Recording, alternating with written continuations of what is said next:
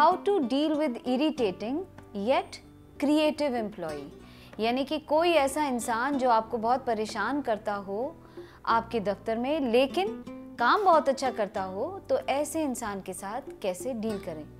दोस्तों, परेशानी ऑफिस में कई तरह से लोग दे सकते हैं। हो सकता है वो आपकी बात ना माने, जिद्दी हो सकता है काम बिल्कुल ना करते हो सकता है मिस्टर नो इट ऑल हो, मुझे सब कुछ पता है, हो सकता है कि आपकी बातें यहाँ से वहाँ पहुँचाते हों।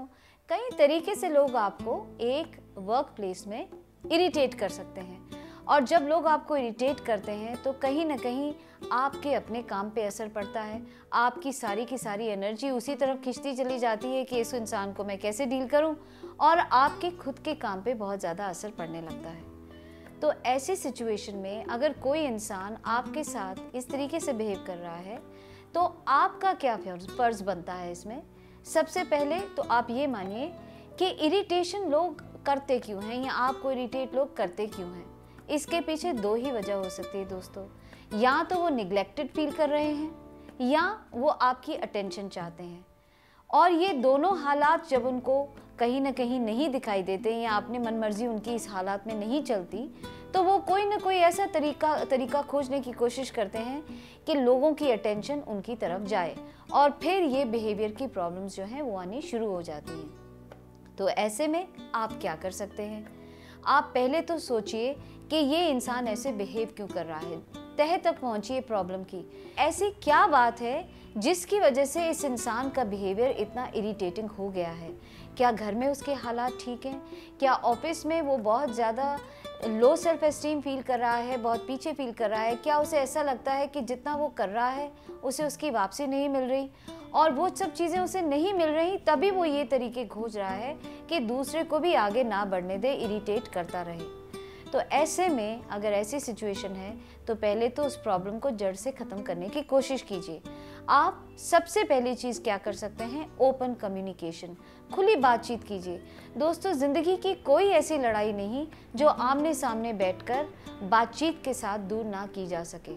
कोई आपको बहुत इरिटेट कर रहा है, आप उसको बुलाइए, उसके सामने बिठाइए और उससे पूछने की कोशिश कीजिए कि ऐसी क्या बात है जो उसका बिहेवियर आपकी तरफ ऐसा है। जब आप खुल के किसी से बात करेंगे तो एक की दो, दो की चार बातें निकलती चली जाएंगी, और कहीं शायद आपको ऐसा न लगे कि गलती आपकी ही थी, और अगर गलती उसकी थी तो आप उसकी किस तरीके से मदद कर सकते हैं इसके बारे में सोचिए। दूसरी चीज़, अटेंशन वो चाहते हैं, तो अटेंशन सबसे ज़्यादा आप कैसे दे सकते हैं। अटेंशन आप दे सकते हैं उनको अप्रिशिएट करके, उनको कॉम्प्लीमेंट करके। उनका जो काम है उसको कॉम्प्लीमेंट कीजिए, अप्रिशिएट कीजिए, उनकी पीठ थपथपाइए, लोगों के आगे उनकी बढ़ाई कीजिए, पीठ पीछे उनकी बुराई ना कीजिए, बढ़ाई कीजिए, ताकि कल तीसरा आदमी भी उनको जाके बताए तो उनको ये लगे कि मेरे पीठ पीछे भी किसी ने उनकी बढ़ाई की है। कॉन्फिडेंस बढ़ेगा तो उस इंसान से कहीं ना कहीं इरिटेशन की जो भावना है वो दूर भागती चली जाएगी। ये सब करने के बावजूद भी आपको लग रहा है कि नहीं, प्रॉब्लम अभी भी वहीं की वहीं है, तो एक और सोल्यूशन हो सकता है दोस्तों कि अब क्रिएटिव आदमी है, अच्छा आपको प्रोडक्टिव चीज़ निकाल के दे रहा है, तो आप क्या कर सकते हैं। ठीक है, वो पूरा सारा टाइम ऑफिस में ना बैठे, आप उसको कुछ ऐसा काम दें कि वो उसको घर से भी कर पाए, फ्लेक्सिबल टाइम पे कर पाए, अपना जो टाइम उसको प्रोडक्टिव लगता है उसमें कर पाए, ताकि लिमिटेड टाइम के लिए वो आपके सामने आए और उस लिमिटेड टाइम में उसका काम जो है प्रोडक्टिवली पूरा हो। और सबसे बड़ी बात दोस्तों, आप एक ऐसी चीज़ कर सकते हैं जो कि एक बार एक पंडित जी ने भी की थी। क्या हुआ कि एक बार एक पंडित जी थे, पंडित जी जब घूम रहे थे तो घूमते घूमते उनको समुद्र के किनारे पे एक जादुई दिया मिला। अब जैसे आपने अलादीन की कहानी भी सुनी है, तो उन्होंने जब उस दिए को थोड़ा सा रगड़ा तो उसके अंदर से जिन्न आ गया बाहर, और जिन्न ने बोला बताइए मैं आपके लिए क्या कर सकता हूँ। तो साधु बाबा ने बोला कि भी मेरे को अच्छा सा खाना ला दो, बहुत दिन से भूखा हूँ। तो फट से खाना लहलहाता हुआ आसमान से आ गया। अच्छा, और फिर ये एक बात और थी कि वो जो जादुई जो आपका दिया था उसमें से जिन्न निकलने से पहले आवाज़ आई थी कि इसमें से जो जिन्न निकलने वाला है, अगर उसको कोई काम नहीं दोगे तो वो तुम्हें खा जाएगा।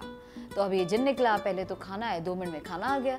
अब साधु बाबा बोले क्या करूं क्या करूं, ये काम वो काम, सर तरह तरह के काम देते रहे और वो जो जिन है 2 मिनट में करता चला गया। और जैसे ही खाली होता तो साधु बाबा को डराता, अब मैं तुम्हें खाऊंगा।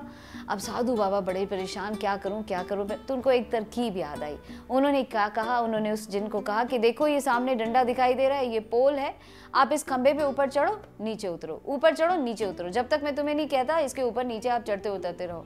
तो जिन जो था वो सारा दिन ऊपर नीचे चढ़ता उतरता रहा, तो वो बाबा को जो है खाने के लिए नहीं आया।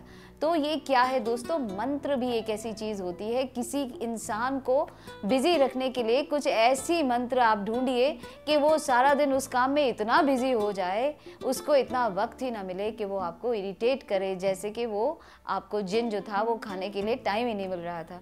तो कुछ ना कुछ ऐसी एक्टिविटी तैयार रखिए कि जैसे एक एक्टिविटी उसकी खत्म हो आप उसको दूसरी देते चले जाएं, बिजी रखें, आपकी प्रोडक्टिविटी भी आपको मिलती रहे और आप दूसरे इंसान से इरिटेट भी ना हो। इससे एक अच्छा माहौल पैदा होगा आपके ऑफिस में और दूसरे लोग भी आपको देखकर सीखेंगे कि आप कितने पेशेंस के साथ और कितनी खूबसूरती के साथ उस इंसान को निभा पा रहे हैं। और अगर उसकी गलतियों को आप ठीक कर पा रहे हैं, उसकी प्रॉब्लम्स को आप ठीक कर पा रहे हैं, तो कहीं ना कहीं आप उसकी ज़िंदगी बदलने में भी उसकी मदद कर रहे हैं। इसके बारे में ज़रूर सोचिएगा दोस्तों।